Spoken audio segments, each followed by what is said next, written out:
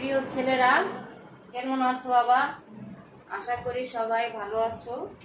সবার সুস্থতা কামনা করে ক্লাস নিচ্ছি। আর এই প্যান্ডেমিক সিচুয়েশনে তোমাদের এই ক্লাস তোমরাই হয়তো ভালো লাগছে না। ক্লাসে যে মজা, সেই মজাটা তো আসলে আমরা পাই না। আচ্ছা, আজকে আমি পুরাতন সিলেবাসের অনার্স ফোর্থ ইয়ার পড়াচ্ছি। কোড নাম্বার হচ্ছে 243203, পুরাতন সিলেবাস 2016-17 এরা। হ্যাঁ, 2016-17 বিল্লাল, রফিক, অর্ণব যে ব্যাচে আর কি, সেই ব্যাচটা। আচ্ছা, ওশনোগ্রাফি, আবির সব তো মনে হয় পড়াশোনা বাদ দিয়ে বসে রয়েছে বাসায়, নাকি? নাই, যাই হোক, পড়াশোনা করো আর না করো, ফোর্থ ইয়ারের ক্লাসে, প্রথম সমুদ্রবিদ্যার ক্লাসে স্বাগতম। আজকে আমার পড়ানোর বিষয় প্রথমেই সমুদ্রবিদ্যা। যে সিলেবাসটি আমার হাতে নেই, সমুদ্রবিদ্যার প্রথম চ্যাপ্টারই ছিল definition, scope, history, others, relation with others subject, etcetera. Then আমি আজকে এই ওশনোগ্রাফির প্রথম অধ্যায়টি তোমাদের শুরু করছি। তো প্রথম অধ্যায়ে প্রথমে যে বিষয়টি, প্রথমে হচ্ছে সমুদ্রবিজ্ঞানের সংজ্ঞা।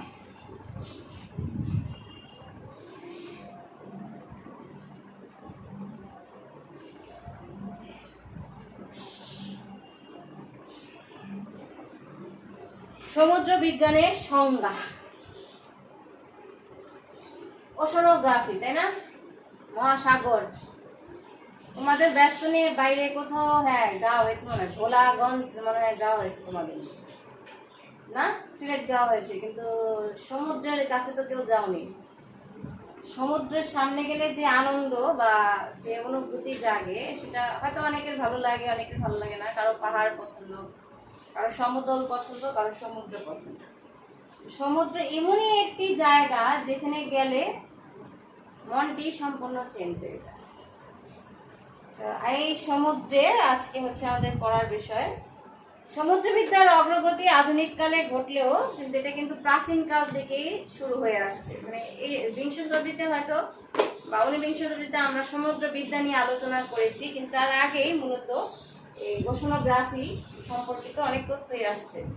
যেমন আমরা বলতে পারি যে হোমার, বিখ্যাত ইতিহাসবিদ হোমার যখন তার বর্ণনা করেছিল, ইলিয়াড আর ওডিসি রচনা করেছিল, তো ইলিয়াড আর ওডিসি যখনই সে রচনা করেছে, সেখানে কিন্তু সমুদ্র সম্পর্কিত কথা কিন্তু চলে আসছে। সে কিন্তু সমুদ্রের বিভিন্ন অনেক কথা বলেছে, যদিও সেটি মিথ, কিন্তু তার সেই মিথটি কিন্তু অ্যাকচুয়ালি মিলে যায়। কারণ সে যেখানে বলছে দমকা বাতাস, বাতাস বন্ধ করে নিয়ে যাও, এই করো সেই করো, তো এই বিষয়গুলো মূলত আমরা এখন বর্ণনা করতে গেলে যে দেখি যে ওই অঞ্চলে আসলে দমকা বাতাসে পরিপূর্ণ, বা সমুদ্রের ওই অংশে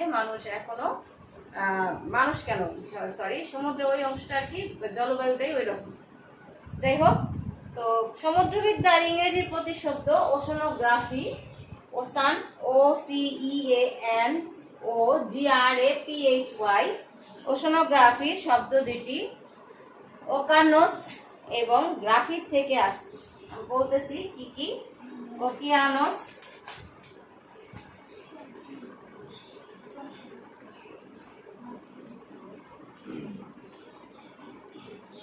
OKEANOS, ওকিয়ানোস প্লাস গ্রাফি, গ্রাফিয়া, GRAPHIA,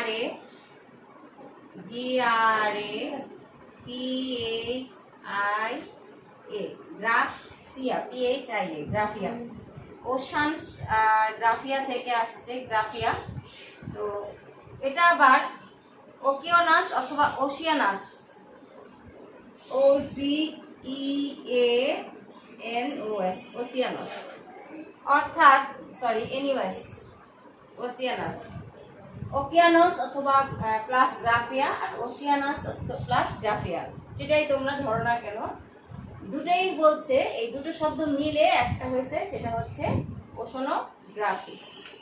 ওশনোগ্রাফি হচ্ছে সমুদ্রের বর্ণনা। ওসান অর্থ সমুদ্র, গ্রাফি হচ্ছে বর্ণনা, তাহলে ওশনোগ্রাফি হচ্ছে সমুদ্রের বর্ণনা। অর্থাৎ প্রাকৃতিক জৈবিক প্রকৃতির বহু জটিলতা সমুদ্রের ব্যবহারিক ব্যাখ্যার সাথে যে অংশে আলোচনা করা হয়, বা যে পুস্তকে আলোচনা করা হয়, মানে সমুদ্র সম্পর্কে যেখানে বিশদ বর্ণনা করা হয়, সেটাই হচ্ছে সমুদ্রবিদ্যা। ঠিক আছে, তাহলে আমরা সংজ্ঞাগত যেটা শব্দের উৎপত্তি, সেই শব্দের উৎপত্তিটাই প্রথমে দেখলাম যে ওকিয়ানস প্লাস গ্রাফিয়া থেকে মূলত ওশনোগ্রাফি শব্দটির উৎপত্তি হয়েছে। ওশনোগ্রাফি একটি ইংরেজি শব্দ, আর শব্দটির উৎপত্তি ফ্রান্সের ওশান শব্দ থেকে। ফ্রান্সের ওশান শব্দ থেকে 1886 সালে ডিউমার ওশনোগ্রাফি শব্দটি ব্যবহার করেন, কিন্তু 1920 সালে বিগলে সর্বপ্রথম ওশনোগ্রাফি শব্দের ব্যাখ্যা করেছেন। তো সমগ্র পৃথিবীর যে স্থলভাগ জুড়ে যে পানির অংশ বেষ্টন করে আছে, সেটিকেই মূলত বলা হয়েছে সমুদ্র। এবং এই যে সমুদ্র, পানির অংশ বেষ্টন করে যে সমুদ্র নিয়ে যে আলোচনা বা পড়াশোনা, সেটি হচ্ছে ওশনোগ্রাফি। ওশনোগ্রাফি সমুদ্রবিদ্যা বিষয়টিকে বিভিন্নভাবে বিভিন্ন বিজ্ঞানীগণ সংজ্ঞায়িত করেছেন। যেমন ওটিস ডব্লিউ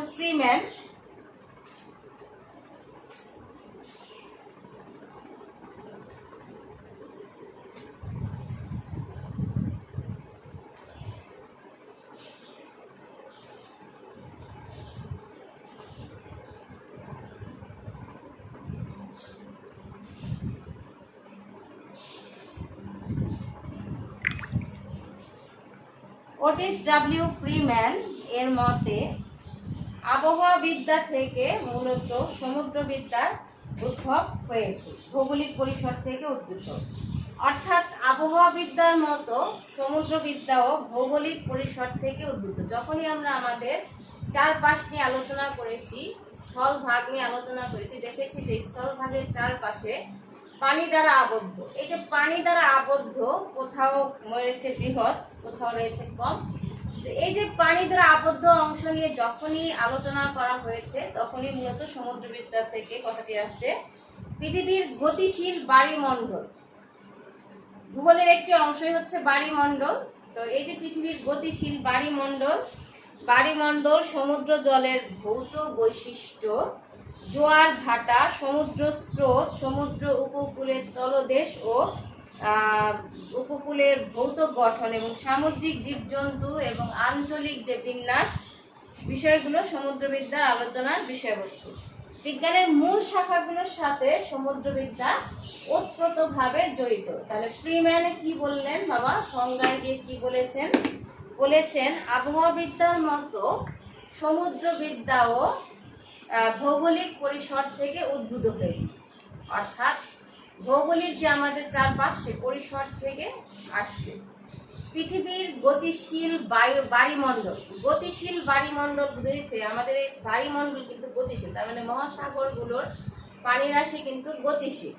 তো বলছে পৃথিবীর গতিশীল বায়ুমণ্ডল, সমুদ্র জলের ভৌত বৈশিষ্ট্য, জোয়ার ভাটা, সমুদ্র স্রোত, সমুদ্রের অভ্যন্তরস্থ বা সমুদ্রের সমুদ্রের যে জীবজন্তু বা জীবন বৃত্তান্ত, মানে সমুদ্রে যারা বসবাস করে, সব পানির তলদেশে, তাদের জীবন বৃত্তান্ত, তাদের সম্পর্কে একটা ধারণা, প্লাস সমুদ্রের উপকূল এবং তার তটদেশ এবং তার ভৌত গঠন, তলদেশের ভৌত গঠন, তাদের আঞ্চলিক বিষয়গুলি সমুদ্রবিদ্যার আলোচ্য বিষয়।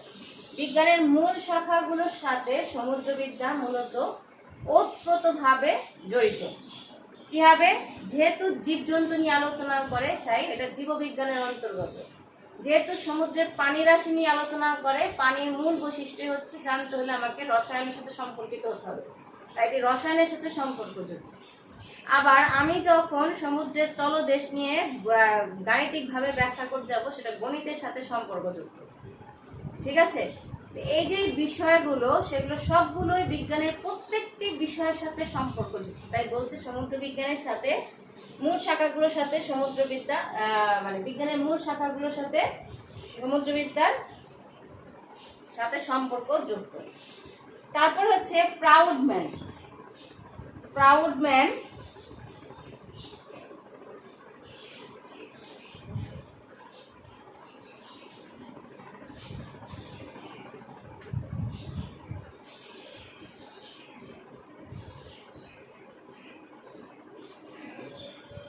প্রাউডম্যান কি বলেছেন? প্রাউডম্যানের মতে ভৌত ও জৈবিক বৈশিষ্ট্যের আলোকে সমুদ্রের জলের তাপীয় পরিক্রমণ এবং নাতিশীতোষ্ণ গতিশীলতার মৌলিক বৈশিষ্ট্যের সমীক্ষাই হলো সমুদ্রবিদ্যা। আমি আবার বলছি, তোমরা একটু ভালো করে শুনো, পারলে নোটও করতে পারো। প্রাউডম্যানের মতে ভৌত ও জৈবিক বৈশিষ্ট্যের আলোকে সমুদ্র জলের তাপীয় ও পরিক্রমণ গতিশীলতার মৌলিক বৈশিষ্ট্যের সমীক্ষাই হলো সমুদ্রবিদ্যা। আমি আবার বলছি, প্রাউডম্যানের মতে সমুদ্রের ভৌত ও জৈবিক বৈশিষ্ট্যের আলোকে সমুদ্র জলের তাপীয় পরিক্রমণ ও গতিশীলতার মৌলিক বৈশিষ্ট্য সমীক্ষাই হলো সমুদ্রবিদ্যা। এরপর হচ্ছে এইচে মারমার।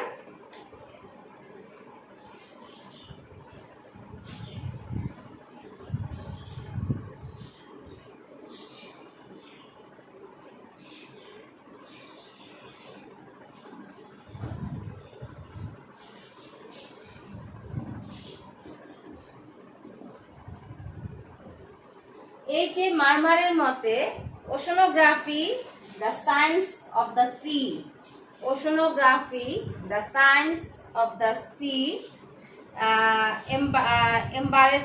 embraces primarily the study of the form and nature of the ocean's basin, the characteristics of the waters in the basin and the movements to which these waters are subject to, and like other science nowadays, it is growing on the technical contribution of specialists, each engaged in cultivating intensively some small patch of the vast domain. আমি লিখে দিচ্ছি এই সংজ্ঞাটা, যেহেতু এটা English সংজ্ঞা। পরীক্ষায় সাধারণত একটি ইংলিশ সংজ্ঞা যদি আমরা মনে করে লিখতে পারি, মুখস্থ করেও যদি লিখতে পারি, হয়তো এই ইংলিশ সংজ্ঞা থেকে আমরা একটা শব্দ যদি বিশ্লেষণ করি, তাহলে কিন্তু আমরা অনেক কিছু বুঝতে পারি যে এখানে কি কি অর্থ আছে। আমি লিখলে হয়তো তোমরা সেটা ভালো বুঝবা। Oceanography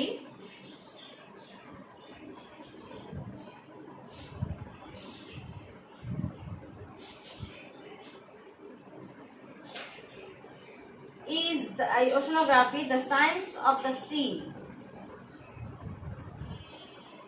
The science of the sea. অনেক বড় সংজ্ঞা তিনি দিয়েছেন, তার এই সংজ্ঞার থেকেই মূলত অনেক কিছু চলে আসছে। দেখো, প্রথমে আসছে the science of the sea, সমুদ্রের বৈজ্ঞানিক ব্যাখ্যা বা সমুদ্রের বৈজ্ঞানিক বিষয়। The science of the sea embraces primarily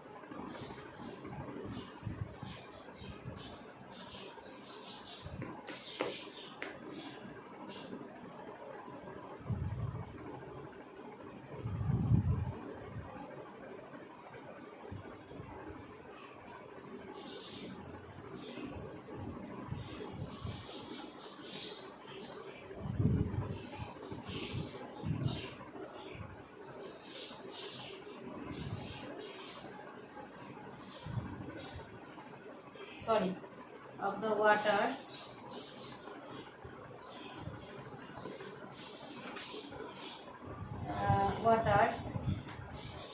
in those basins, in these basins, and the movements in these basins and the movement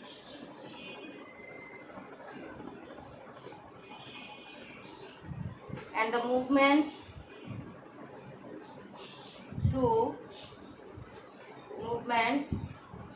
to which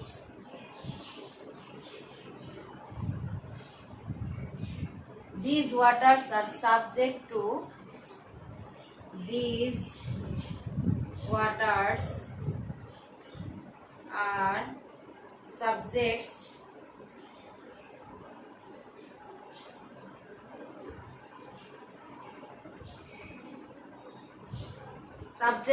to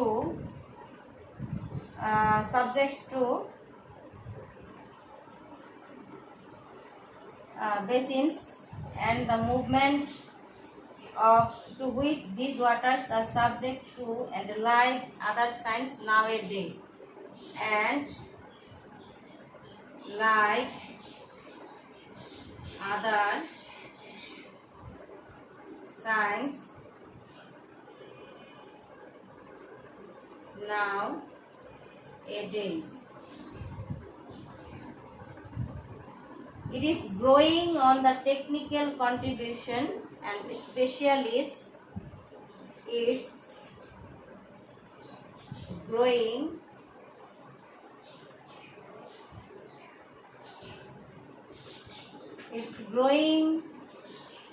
on the technical contributions,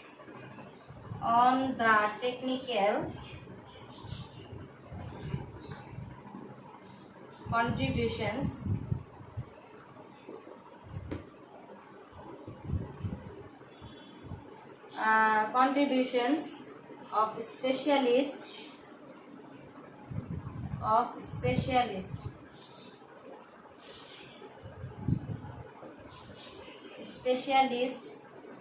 each engaged in cultivating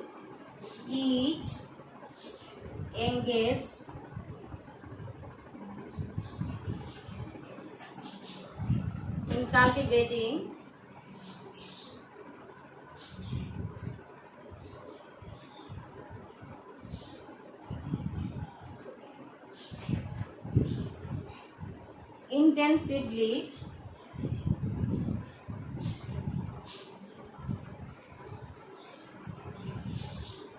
some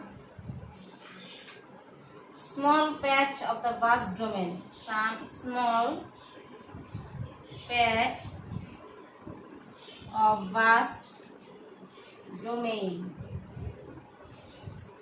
দেখো বাবা কত বড় সংজ্ঞা, কিন্তু তার এই সংজ্ঞার মধ্যে কিন্তু টোটাল মানে সমুদ্রবিদ্যার যে একটা বিষয় বলি সবগুলো চলে আসছে।